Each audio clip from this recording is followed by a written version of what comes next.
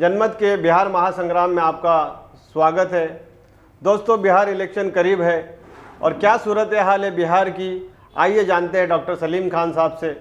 Doctor साहब, corona महामारी के बाद में ये पहला इलेक्शन जो है होने जा रहा है। कोरोना के दौरान जो है, इस लॉकडाउन के दौरान जो है मरकज़ी हुकूमत ने बड़े बड़े फैसले लिए, तो क्या आपको लगता है कि ये फैसले के असर जो है डायरेक्टली बिहार के इलेक्शन पर पड़ेगा?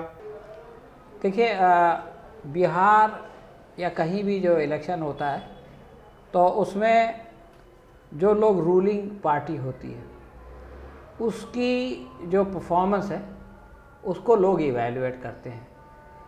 तो बिहार में जो ये इलेक्शन हो रहा है, ये इसके पीछे तीन चीज़ें हैं।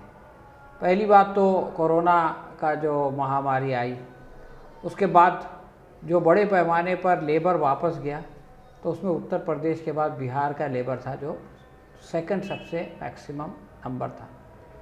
और तीसरा, अभी अभी वहाँ पर बहुत बड़ा सैलाब आया, बहुत बड़ी बाढ़ आई। तो ये तीनों फ्रंट पे हुकूमत का जो सरकार का, राज्य सरकार का जो परफॉर्मेंस है या सेंट्रल गवर्नमेंट का जो परफॉर्मेंस है, क्योंकि सेंट्रल गवर्नमेंट भी रूलिंग में है, वहाँ पर गठबंधन में है एनडीए, तो इसका असर पड़ेगा। और सच्ची बात यह है कि बिहार में इन तीनों फ्रंट पे राज्य सरकार और केंद्र सरकार नाकाम हुई है। तो इस बात का इम्कान है कि इससे एनडीए को नुकसान होगा। दूसरा, इसी से रिलेटेड हम देखते हैं कि पिछले 3-4 महीने से जो है वो मीडिया के ऊपर सुशांत सिंह का जो मौत का जो मामला था वो चलता रहा और लोगों ने उसको रिलेट किया बिहार इलेक्शन से, और पिछले दिने ही जो है वो कुछ उसके अंदर कमी आई है। तो जिस मकसद के तहत उस मामले को उछाला गया या जो उसको मीडिया पे चलाया गया, क्या आपको ये लगता है कि एनडीए ने जो प्लान किया था सुशांत के मुद्दे को लेकर बिहार इलेक्शन के ताल्लुक से, उसके इम्पैक्ट जो है हम बिहार में देखेंगे हालिया इलेक्शन में? देखिए, आजकल के इलेक्शन चूँकि ये जो सरकारें हैं ये परफॉर्म नहीं कर पाती, तो ये हमेशा इमोशनल इश्यूज़ के ऊपर में इलेक्शन जीतने की कोशिश करती है। पिछली बार जो इलेक्शन हुआ था तो उसमें नीतीश कुमार एनडीए से अलग थे, महागठबंधन में थे, और उस वक्त हमारे प्रधानमंत्री नरेंद्र मोदी से एक सेंटेंस निकल गया था कि नीतीश कुमार के डीएनए में गद्दारी है। ये बात उन्होंने कही थी एक व्यक्ति के बारे में, लेकिन नीतीश कुमार ने उसका इमोशनल यूटिलाइजेशन कर लिया और उसने कह दिया कि इसने बिहारियों को इंसल्ट किया है और हमारे उसमें गद्दारी नहीं है और हमारा डीएनए टेस्ट करो। और उसने अपने नाखून वाखून लोगों से कहा कि भेजो डीएनए टेस्ट के लिए, जमा कराओ ये वो। तो इस तरह से एक साइकोलॉजिकल भावनात्मक एक्सप्लॉयटेशन नीतीश कुमार ने किया था और उसका फ़ायदा भी नीतीश कुमार को हुआ था। लोगों का ध्यान उसकी तरफ चला गया और जो आत्मसम्मान होता है वो उस पर लोगों ने बहुत कुछ वोट उसको दिया। इस बार बीजेपी ये सोच रही थी कि सुशांत सिंह के मामले को लेकर के वो इसी तरह का इमोशनल ब्लैकमेल करेगी। ये बताएगी कि सुशांत सिंह, महाराष्ट्र की हुकूमत यानी कांग्रेस की हुकूमत, वो सुशांत सिंह के मर्डर को छुपा रही है और हम उसको खोल रहे हैं, उसके बाप की और उसके ख़ानदान की मदद कर रहे हैं, तो इसलिए हमारा एहसान माना जाए और हमको वोट दिया जाए। लेकिन over the period of time BJP को ये बात समझ में आ गई कि इससे शहरों के लोग तो बहुत कुछ मज़ा ले रहे हैं, तफरीह ले रहे हैं, एंटरटेनमेंट हो रहा है लोगों का, लेकिन बिहार के जो नॉर्मल मासेस है, जो सैलाब से परेशान है और दूसरे इशू से, उनके ऊपर इसका कोई असर नहीं हो रहा है। तो इसलिए उसने अपनी स्ट्रेटजी बदल दी और उसने इस इशू को क्लोज कर दिया। एम्स की रिपोर्ट आ गई कि वो सुसाइड था, और उसके बाद फिर ईडी की रिपोर्ट आ गई कि उसके 70 करोड़ में से सिर्फ 55 लाख रुपए रिया पे खर्च हुए थे, और उसके बाद फिर नारकोटिक की रिपोर्ट आ गई कि वो रिया के संबंध में आने से पहले से वो नशा करता था। तो इस तरह से वो पूरा इशू क्लोज कर दिया गया और रिया को ज़मानत भी दे दी गई। तो अब बीजेपी को भी ये बात समझ में आ गई है कि जो वो नारा लगा रही थी कि ना भूले हैं ना भूलेंगे, ना भूलेंगे ना भूलने देंगे, तो वो अभी खुद सुशांत सिंह को भूल चुकी है। सही, ठीक है। दूसरा एक डॉक्टर साहब एक बात ये आती है कि इलेक्शन जो होते हैं वो मुद्दों के साथ जो है कैलकुलेशन पर भी डिपेंड करता है। जोड़ तोड़ की जो हमारे यहाँ पे सियासत है, मुख्तलिफ पार्टियों के जो गठबंधन बनते हैं, तो ये जो हालिया दिनों में जो एलजेपी का एनडीए से अलग हो जाना जो है, क्या वो इस एनडीए के लिए नुकसानदायक साबित होगा इस इलेक्शन में? देखिए, आप ये समझें कि एलजेपी अलग क्यों हुई, उसके बाद ये बात समझ में आएगी कि एलजेपी से फ़ायदा होगा या नुकसान होगा। एलजेपी जो बिहार का जो बीजेपी का प्रॉब्लम ये है कि ये लोग आज से 20 साल पहले एक साथ आए थे। 2001 में बीजेपी और जनता दल यू एक साथ आए। उस वक्त जनता दल यू एक बहुत बड़ी पार्टी थी बिहार की और बीजेपी एक बहुत छोटी पार्टी थी। लेकिन over the period of time BJP जो है वो ताकतवर होती चली गई और पिछले इलेक्शन से पहले यानी 2014 के इलेक्शन से पहले नीतीश कुमार को ऐसा लगा कि मुझको एनडीए से अलग हो जाना चाहिए और उसने मोदी को इशू बना के एनडीए से वो अलग हो गए और उन्होंने अकेले इलेक्शन लड़ा। और उस वक्त ये हुआ कि बीजेपी को 22 सीटें मिली और इनको सिर्फ 2 सीटें मिली पार्लियामेंट।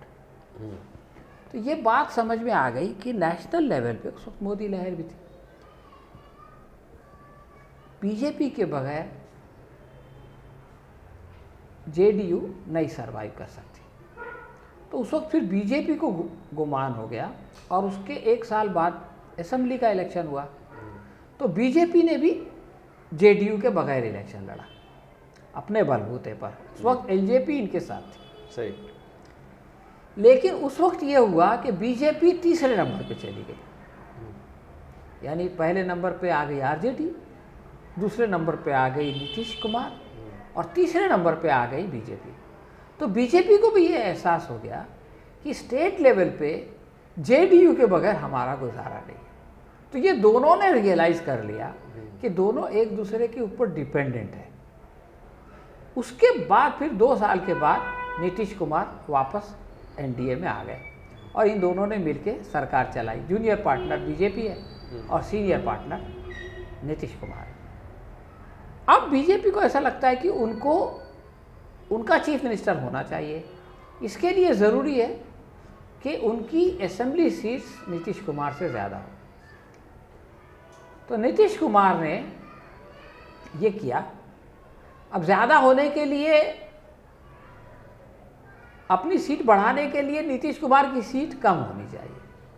सही। तो इन लोगों ने एक ख़तरनाक प्लान बनाया कि एलजेपी को, अगर एलजेपी इससे अलग हो जाती है, एलजेपी को ये लोग 40 सीट देना चाहते थे, नहीं 40 सीट वो मांग रहे थे और ये लोग कुछ 12 सीट देना चाहते थे।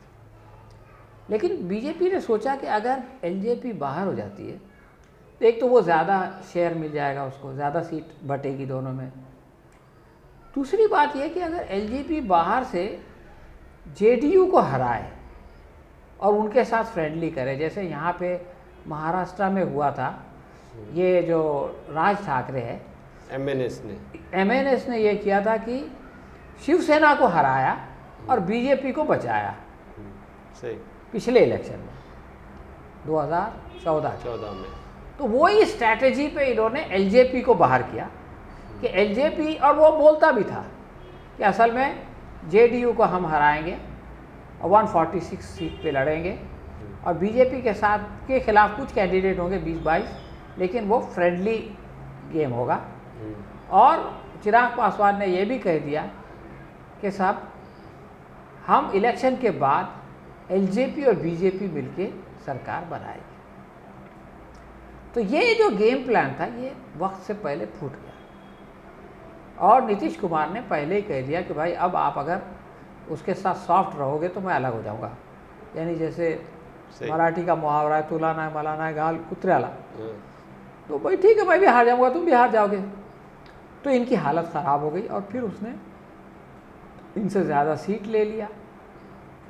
और हालांकि दोनों में ज़्यादा फ़र्क नहीं, 122 121, लेकिन ये लोग 11 सीट वीआईपी को देंगे और वो 7 सीट उसको देगा, मांझी को हमको।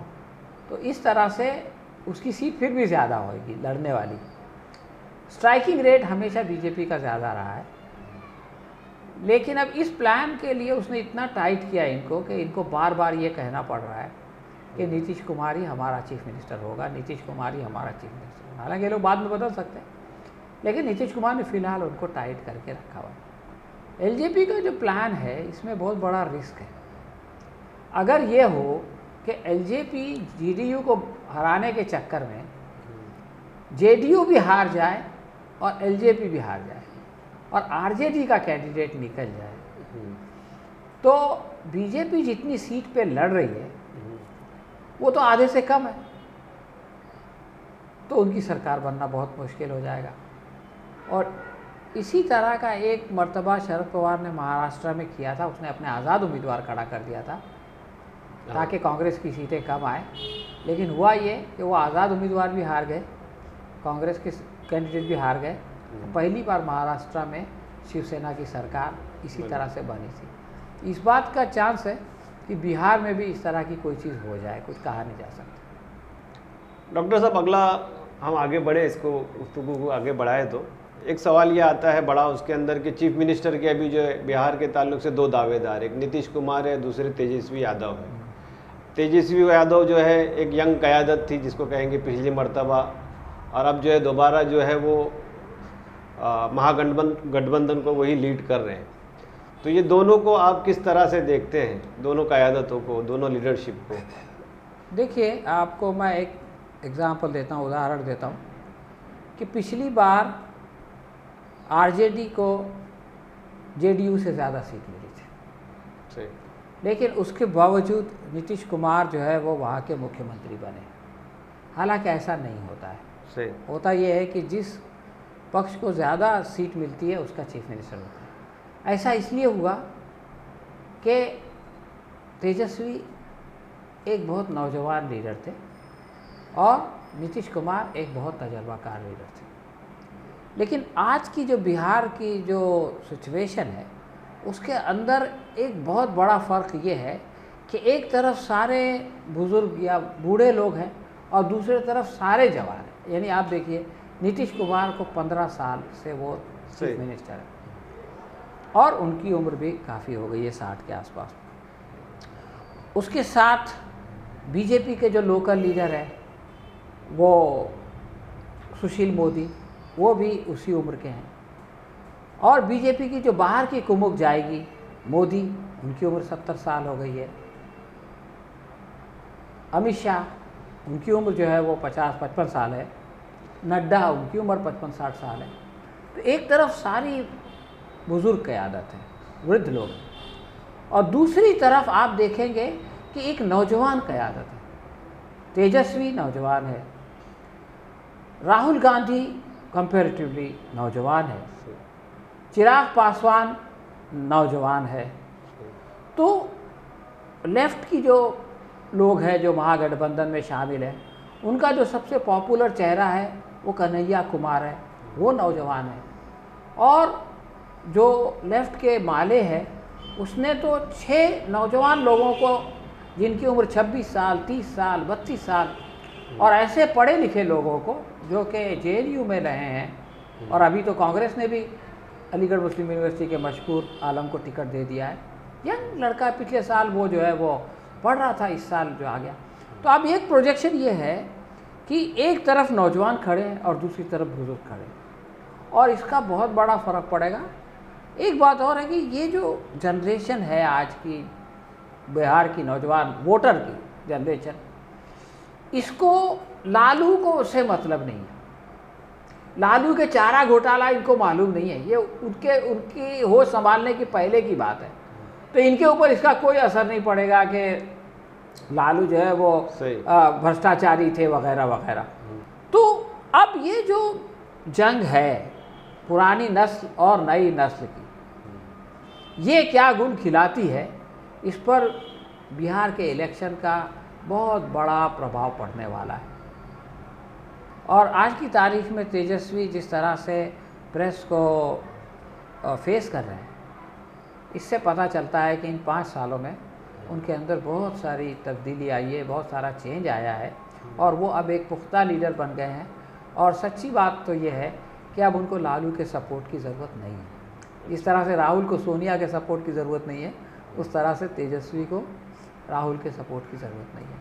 और कन्हैया कुमार को भी जो है वो सीपीआई के जो बड़े बड़े लीडर हैं और सीपीएम के जो बड़े बड़े लीडर्स हैं, उनके सपोर्ट की ज़रूरत नहीं है। डॉक्टर साहब, इसी बीच में जो है कांग्रेस ने जो नौजवान को टिकट दिया था अलीगढ़ यूनिवर्सिटी के मशहूर आलम को, उसके ताल्लुक से गिरिराज सिंह का एक बयान आया कि कांग्रेस ने इनको टिकट दिया, ये जिनावादी है। तो इसके ताल्लुक से आपका क्या ख्याल है? देखिए, बीजेपी का एक प्रॉब्लम ये है कि जब भी इसकी हालत ख़राब होती है तो ये पाकिस्तान के शरण में चली जाती है। इनको पाकिस्तान याद आने लगता है और ये अपने विरोधी को जो है वो पाकिस्तानी बताना शुरू कर देती है। सच्चाई ये है कि मशकूर आलम अलीगढ़ मुस्लिम यूनिवर्सिटी की स्टूडेंट यूनियन के प्रेसिडेंट थे और वहाँ के जो बीजेपी के लीडर हैं, एमपी हैं, उन्होंने ये कहा था कि ये जो जिना की तस्वीर लगी हुई है अलीगढ़ मुस्लिम यूनिवर्सिटी के कोर्ट में, उसको निकाला जाए।